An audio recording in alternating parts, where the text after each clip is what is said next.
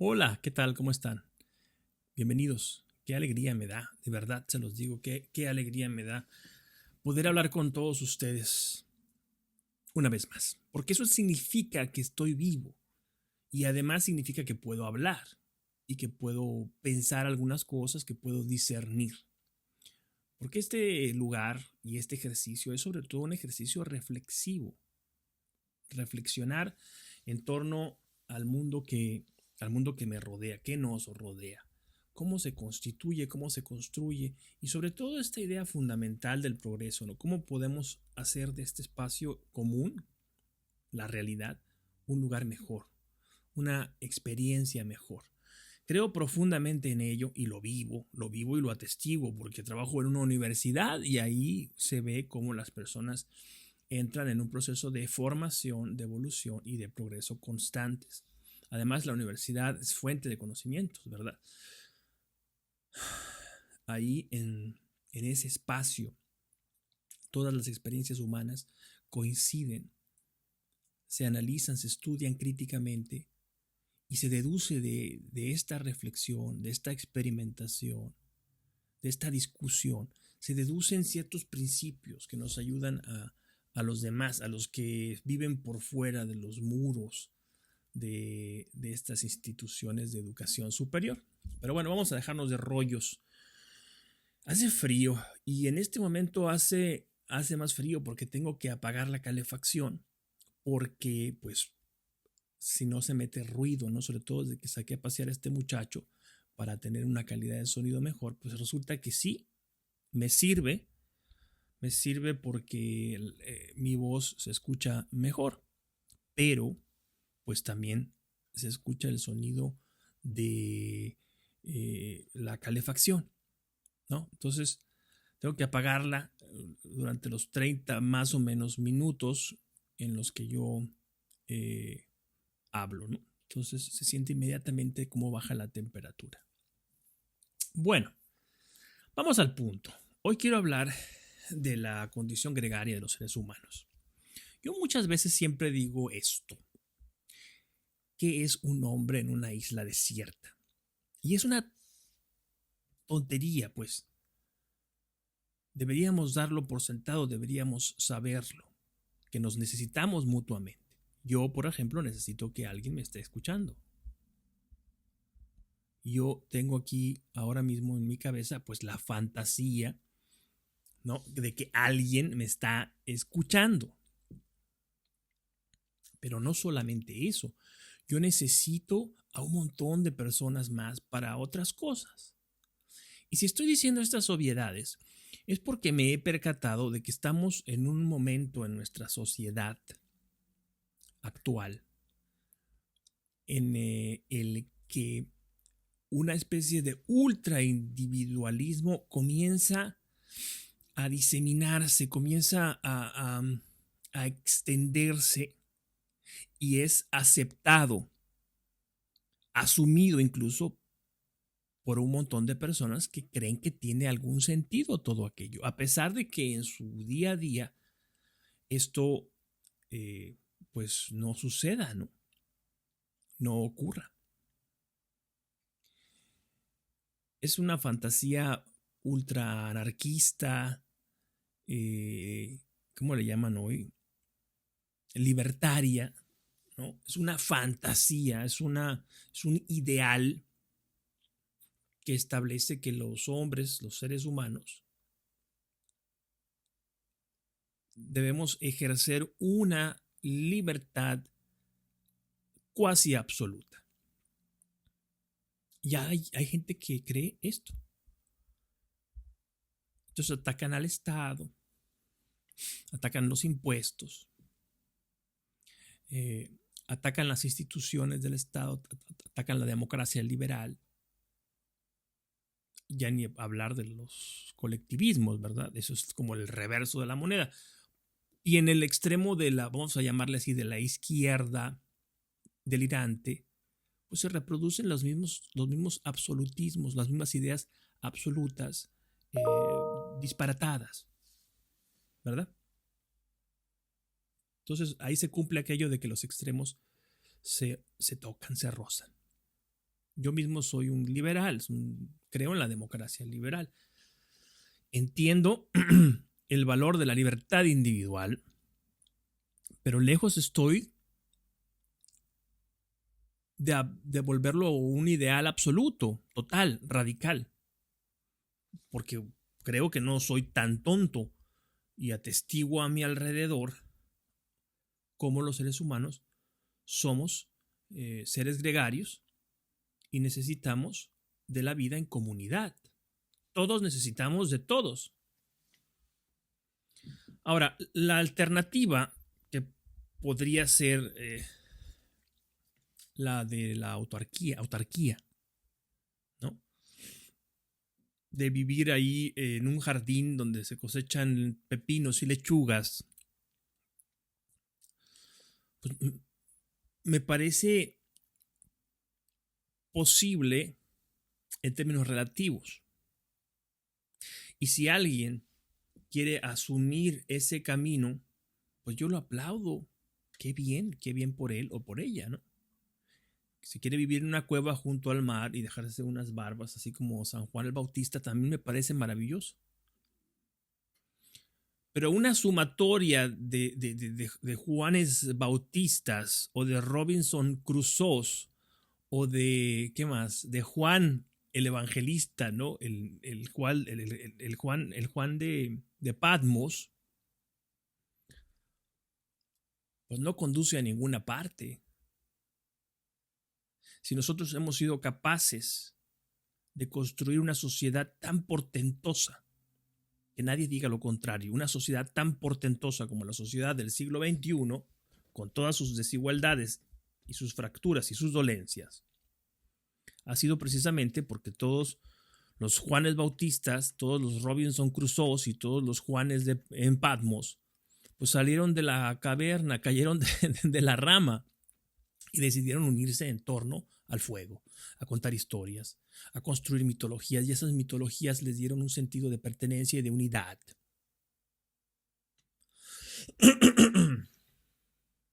Y ahí nació la civilización. Después aprendieron a cultivar la tierra y el resto, como se dice coloquialmente, es historia.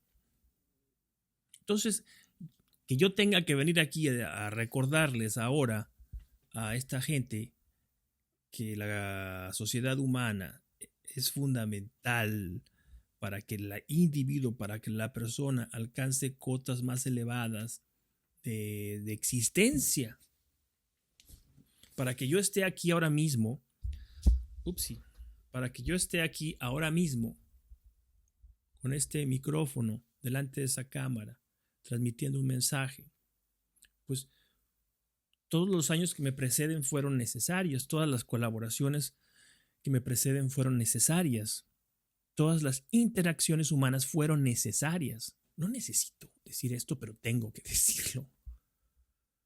Porque hay gente que cree que pues, una computadora salió así nomás, de la nada, cayó un buen día. Y entonces dejan de reconocer los procesos históricos de la humanidad y se vuelven seres ensimismados, caprichosos, y están trabajando contra ellos mismos aunque no se den cuenta. Somos gregarios y esta condición gregaria nos impulsa a la solidaridad. La solidaridad que puede encarnar de muchas maneras, que tiene muchos rostros. Por ejemplo, voy a comenzar con lo más evidente o lo más pronto en la vida de un ser humano, el afecto. Un niño recién nacido necesita por fuerza el afecto. Hay experimentos de monos, simios, en los que es terrible, ¿no? Hay imágenes donde uno observa cómo estas criaturas abrazan a unos monigotes ahí que ellos confunden con sus padres, porque tiene esa vocación de pertenencia por motivos varios, ¿no? Por lo que sea, yo no lo sé, no soy experto en ese asunto. Hay quienes dicen que son por motivos evolutivos, etc. Eso no me interesa en este momento. ni estoy capacitado para hablar de ello. Lo que sí sé, porque es evidente, que necesitamos el afecto para que nuestro cerebro crezca, evolucione, madure adecuadamente. Es una forma de solidaridad entre los progenitores y la criatura. Bienvenido a bordo, capitán de las estrellas. Estamos aquí para atenderte, para cuidarte, para ayudarte a que evoluciones y te conviertas en una persona de bien, en un ciudadano, diríamos ahora mismo.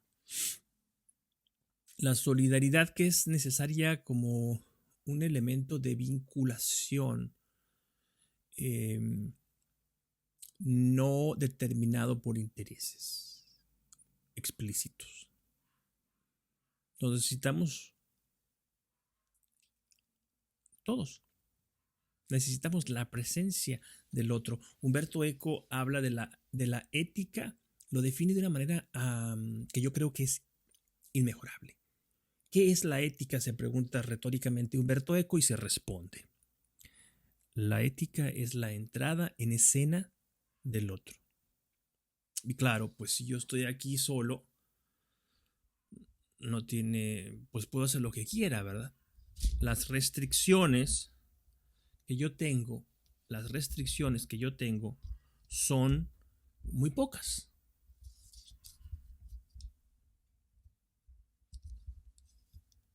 Caramba.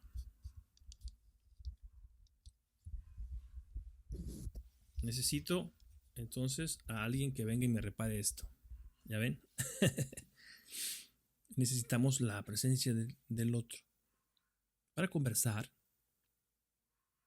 para identificarme con ese otro, para no aburrirme, para pasar el tiempo con el otro. Y desde que éramos pequeños lo hemos hecho. Siempre. Sobre todo los que nacimos cuando no había internet.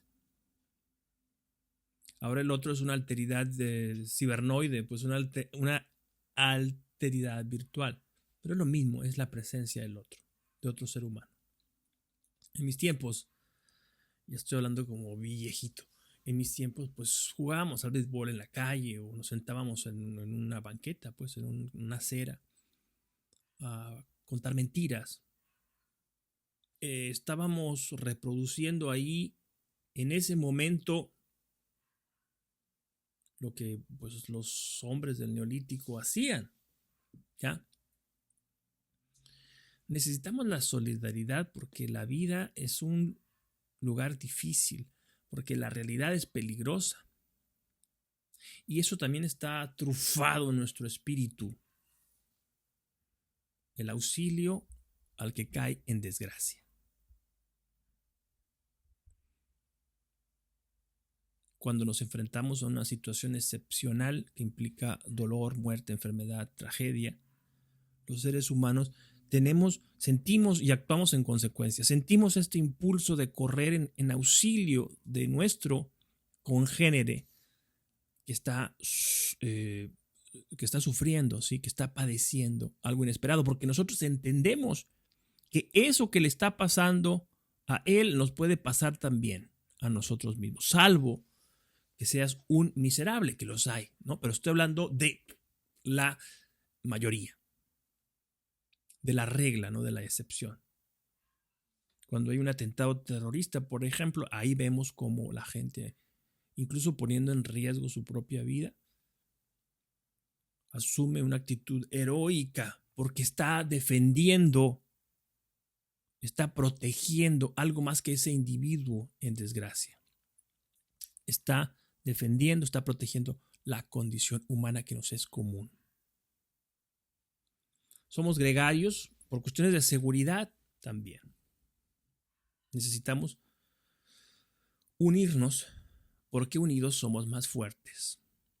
Lo acabamos de ver ahora mismo, en estos meses terribles, pandémicos que estamos viviendo. Lo acabamos de ver. La sociedad se reúne, se alía en defensa de la propia sociedad. La búsqueda de una vacuna, por ejemplo, eso es un objetivo común que se consiguió. Y se consiguió como consecuencia de nuestra condición gregaria. A ver qué dicen estas personas promotoras de este individualismo feroz, que es un callejón sin salida siempre.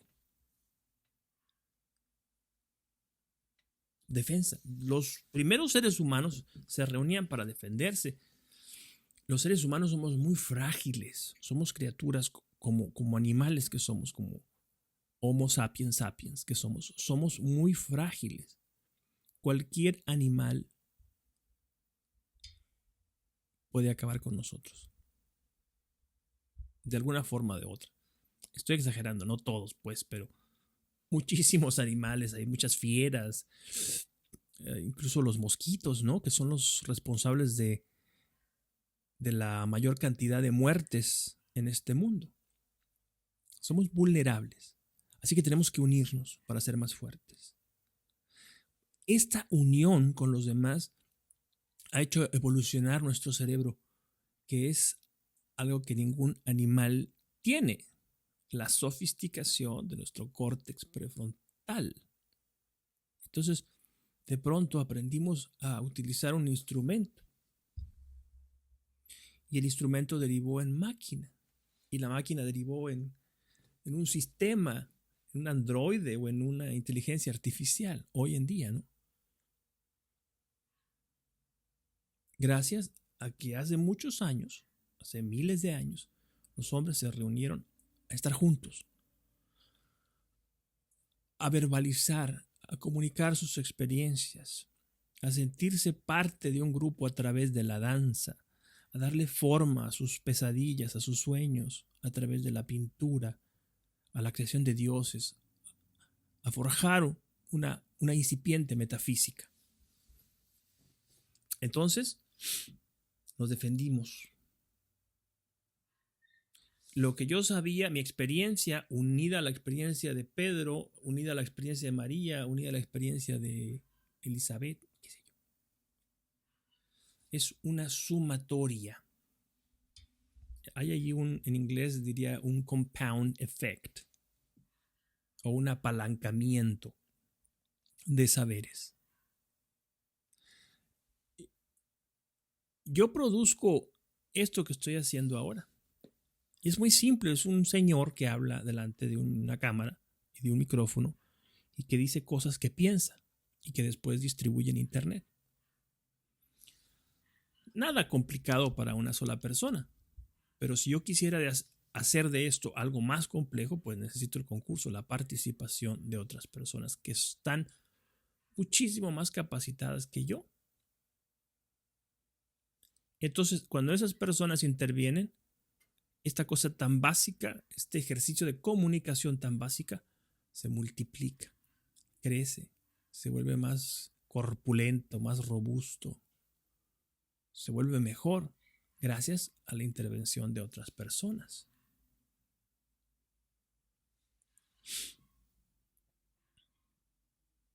La defensa es seguridad, y la seguridad es algo que necesitamos como especie para poder desarrollarnos,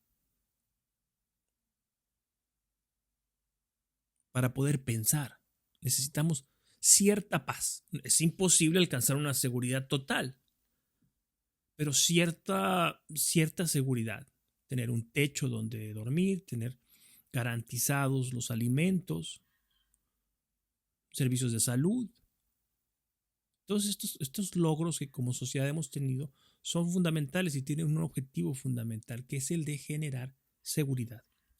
Donde no hay seguridad, no hay producción intelectual. A ver, dile tú a un profesor que no tiene seguro su trabajo, dile que oblígalo a que cree, ¿no? A que haga cosas, a que innove, como se dice hoy en día. pues no puede porque su mente está ocupada o está perturbada por esta sensación tan terrible, ¿no? Que es la ansiedad, el pensamiento, la idea de que hay algo terrible e inminente. Cuando nosotros nos aliamos con otras personas, es precisamente porque queremos combatir esta inseguridad. El desarrollo intelectual, la sofisticación, está ligada por necesidad, escúchenme, a la seguridad. Entonces, si tenemos ahí a este Robinson Crusoe que se va a vivir ahí una empalizada, ¿no? Y que tiene que cuidar sus recursos escasísimos, tiene que hacerlo todo él, tiene que defenderse de las fieras del monte, tiene que cazar o tiene que sembrar y cosechar. Entonces todo su día, todas sus energías están dirigidas a un elemento, a una cosa básica, ¿no? Que es la subsistencia primaria, pues. ¿Cómo va a poner este hombre? ¿Cómo se va a poner este hombre a pintar? O a escribir una novela, ¿no? Si no sabes si mañana va a atrapar un conejo o si durante la noche ahí en una de las trampas que dejó va a caer una ardilla o qué sé yo, lo que sea que coma, ¿no? No lo sabe. Vive al día. Somos gregarios porque nos promocionamos los unos a los otros. Voy a dar ejemplos concretos. Perdón. La educación. La educación es sembrar una semilla en la mente de alguien para que después esa semilla crezca, des frutos, frutos que no son para mí, frutos que son para esa persona. Es un acto hermosísimo y es un acto de confianza en la sociedad a la que yo pertenezco. ¿Por qué? Perdonen ustedes la primera persona en este momento, pero ¿por qué estoy hablando estas cosas aquí? ¿Qué necesidad tengo de hacerlo? Bueno, yo creo que yo puedo tocar la mente de alguien, yo creo que puedo generar algo positivo, un vínculo positivo cuando yo me encuentro con alguien, aunque sea a través de una imagen, pues no es personal, sino vicariamente, dirían en inglés. El icono, la imagen está representándome a mí y es portadora de un mensaje. Y es una apuesta, es una botella lanzada al mar. La lanzo con la esperanza de que alguien del otro lado de este inmenso océano virtual la tome y la lea y su vida sea diferente, para mejor. En la educación hacemos eso todo el tiempo, estamos generando cuadros, estamos generando nuevas generaciones, un semillero ahí de talento. Y les entregamos nuestra, ¿cómo se llama esto? Batón. Iba a decir batuta, no es batuta, estafeta, nuestra estafeta, ¿no? Para que esta persona la lleve más allá. Y así es como la sociedad progresa. Es un principio liberal fundamental. Salvo que uno sea un cínico, un nihilista, ¿verdad? Uno se desentiende de estas cosas. Y me voy a la plaza a sentarme ahí como Diógenes, ¿no? A eructar y a defecarme ahí delante de todos, ¿no? Pero los que estamos insertos en la sociedad y entendemos cuáles son las dimensiones de nuestra deuda, pues tenemos que trabajar, tenemos que producir, tenemos que generar, pero sobre todo, y en el caso concreto de la educación, tenemos que transformar. Estamos creando la cultura que es una suma de interpretaciones de la realidad. Yo interpreto la realidad, pero no interpreto la realidad caprichosamente. Yo interpreto la realidad dentro de los marcos heredados de interpretación. A mí me da mucha risa, es una cosa muy coloquial, uno se entera de tantas cosas en internet. A mí me da mucha risa cuando escucho a personas que dicen, Hombre, tú estás repitiendo cosas que otros han dicho. Piensa por ti mismo, piensa por ti mismo. Y lo dicen y se quedan tan tranquilos. Es que no es posible esto. No es posible que yo piense por mí mismo. Para que yo piense es necesario que yo antes haya sido formado por el pensamiento de otros, por una tradición de saberes. Piensa por ti mismo. Bueno, el ser humano no puede pensar por sí mismo. Quizás podría deducir cosas como que el agua moja o que las cosas caen atraídas por el centro de la tierra, que el fuego quema y que al día le sigue la noche y luego el día otra vez, pero poco más. Por eso tenemos bibliotecas y por eso tenemos universidades. Tenemos un canon de saberes. Si nosotros queremos ser sabios, tenemos que reconocer ese canon.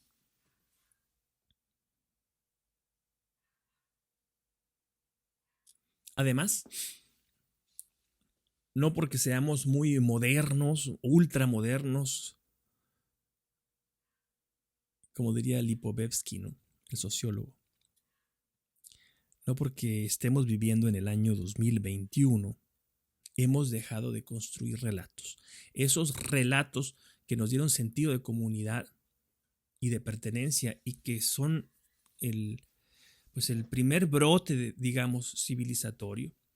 Estos siguen ahora mismo, es más que nunca, diría yo, y se han multiplicado y se han globalizado gracias a los medios de comunicación virtual que tenemos hoy en día, ¿no?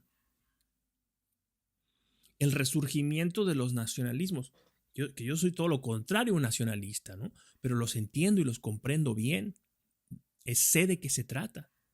Pues el ser humano se siente en tiempos de crisis y de incertidumbre, se siente desvalido ante la nada que nos rodea y necesita asirse de ese relato mitológico que lo salve y que le dé sentido a su vida.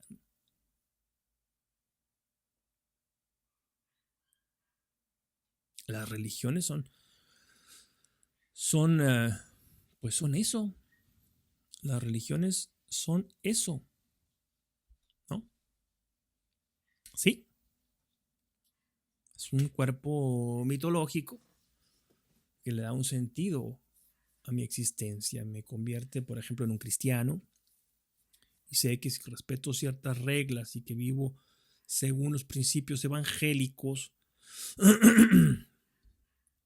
pues al final de mi vida, cuando yo muera, voy a trascender y voy a ir a un lugar eh, en, mejor, ¿no? Donde voy a estar ahí consciente de mí mismo por toda la eternidad, lo cual me parece un horror. Borges decía, no me, quiero morirme en cuerpo y alma, no me amenacen con la inmortalidad. Y yo estoy de acuerdo. Están pensando en uno mismo por toda la eternidad, ustedes se imaginan, pero en fin, hay gente que lo asume. Ese es un relato, mitología. Pues los nacionalismos también. Los nacionalismos crean símbolos insertos en un plot, en una historia que me justifica a mí mismo. Digo, es que yo soy mexicano. Los mexicanos somos así o así. ¿Qué diablos van a saber cómo son?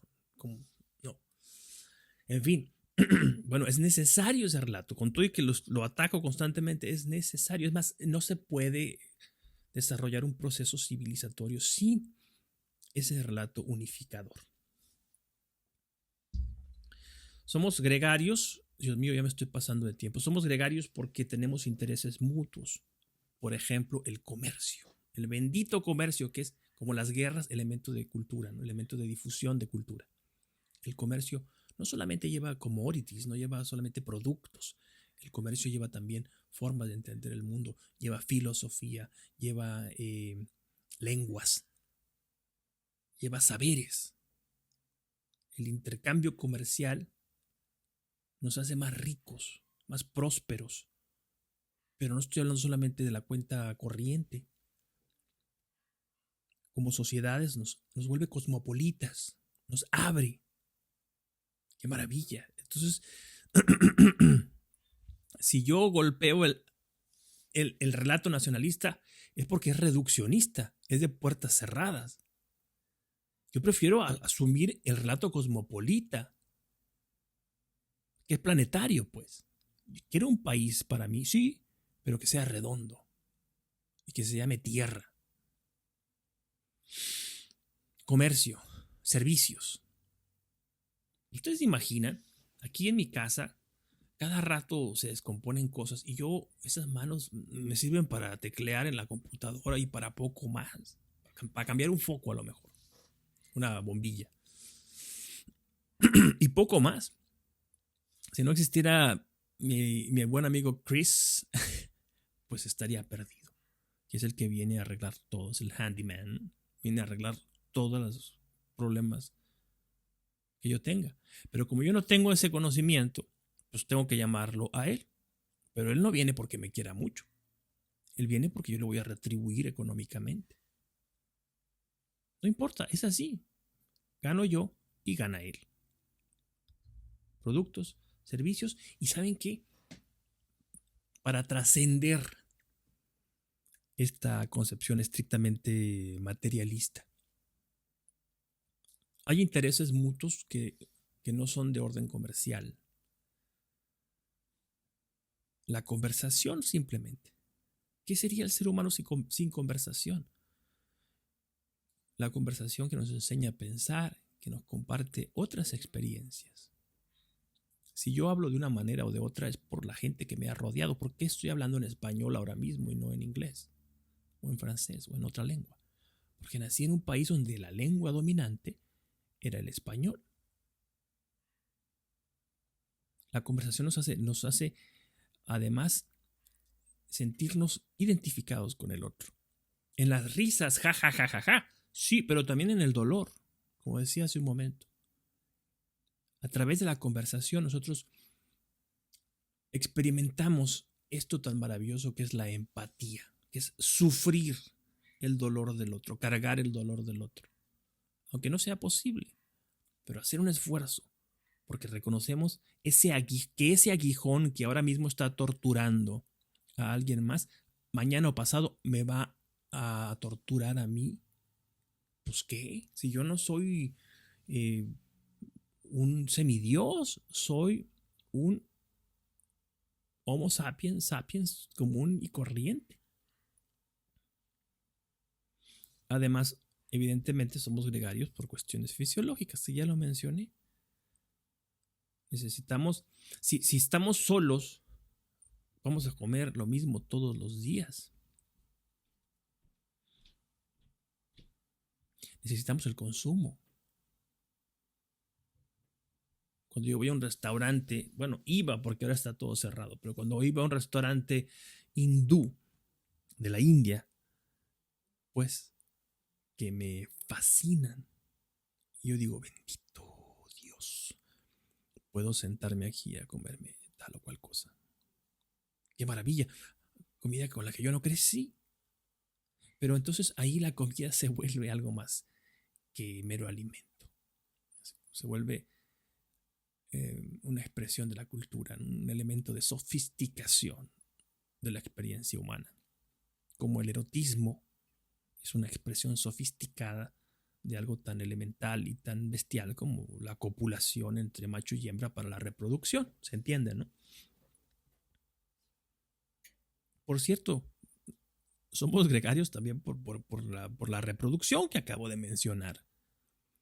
Es necesario que macho y hembra se ayunten para que nuestra especie continúe, para que nuestra especie siga adelante. Cuando nosotros tenemos un hijo, que son tan caros, dicen, y es verdad, que son tan molestos, dicen, y es verdad. Bueno, es que estamos pagando una deuda con la sociedad que nos ha creado. Y estamos obligados a educar, bueno, los que hemos decidido tener hijos, ¿no? A educarlos, a guiarlos, a acompañarlos, a proveerles em, de las mejores herramientas que nosotros podamos para que ellos enfrenten la vida de una mejor manera. Mejor que como nosotros lo hicimos, pero peor de cómo sus hijos lo harán. Entonces, esta idea de progreso no puede abandonarse, salvo que queramos vivir, insisto, como los Robinson Crusoe, como los Juanes Bautistas, como los Juanes de Patmos. Y eso me causa mucha gracia, ¿no? Una gracia algo amarga, cuando escucho a gente que cree que es factible esto, vivir de, ¿cómo le llaman? Hay una palabra que de pronto se me va, que he escuchado, permacultura puede ser, vivir, como los preppers aquí en este país. Gente que llena pues hacen unos mini búnkers y los llenan de latería, y son tan sofisticados que tienen cultivos hidropónicos, tienen además, yo vi una casa maravillosa de un tipo en Arizona que producía peces, tenía ahí todo para comérselos, y por supuesto armados hasta los dientes, en espera del apocalipsis zombie. Cuando empezó la pandemia aquí, la gente corrió al supermercado. ¿Se acuerdan aquella escena que todos vimos en todas partes del mundo, ¿no? La gente apelotonada en los supermercados comprando papel higiénico. Porque es una cosa muy freudiana, yo creo, una cosa que tiene que ver con el ano, ¿no? Con los esfínteres. Yo no me atrevo a explicarlo de otra manera, porque era evidente que no se necesitaba tanto papel, pero alguna suerte de confort mental les causaba acumular papel sanitario. Bueno, el caso es que yo me esperé un par de días y fui cuando ya la gente salió corriendo. Y me asusté un poco, la verdad, porque había estantes completos vacíos. Y entonces iba mi hijo conmigo y me dijo, oye, pero ¿qué pasó aquí? Yo le dije, lo que pasó es que pues, se rompió la cadena de suministro, porque el consumo fue desmedido. Fue algo total y absolutamente inesperado. Pero no te preocupes, mañana o pasado lo van a solucionar. El mercado funciona así. Y efectivamente, un par de semanas después, las cosas estaban otra vez ahí. Y yo recuerdo que le pasé por el teléfono a él la entrevista a un directivo de una de estas, ¿cómo se llama? De estas empresas o de estos supermercados. Y el hombre decía, lo que pasa es que ustedes salieron desesperados, pero no se preocupen, la cadena de suministro no se va a romper definitivamente. Va a haber ahí carne y va a haber verduras y medicina y tal y cual.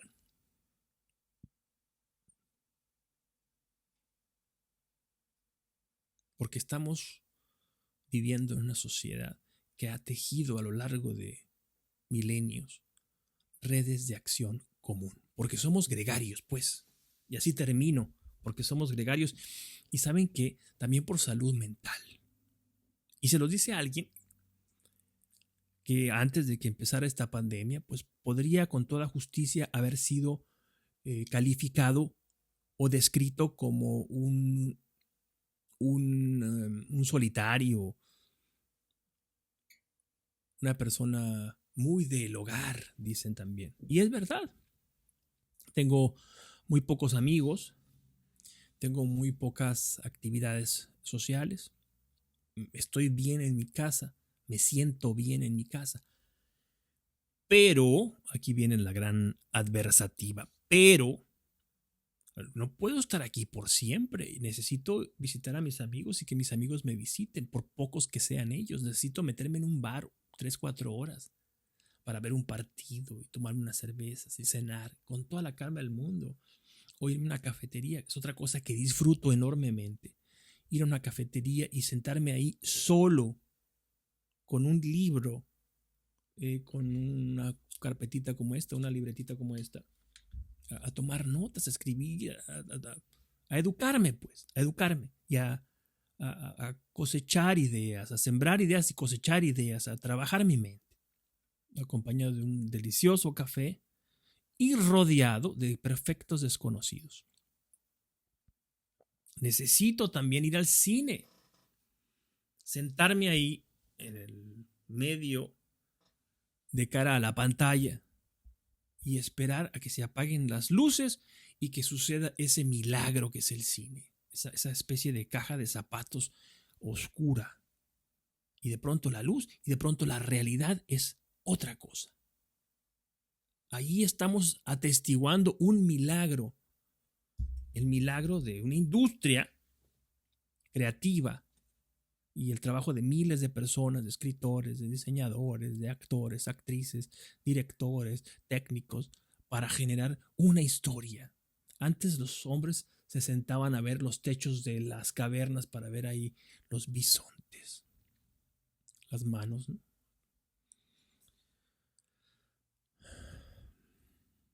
Y ahora nosotros vamos a esa otra caverna a ver esas imágenes.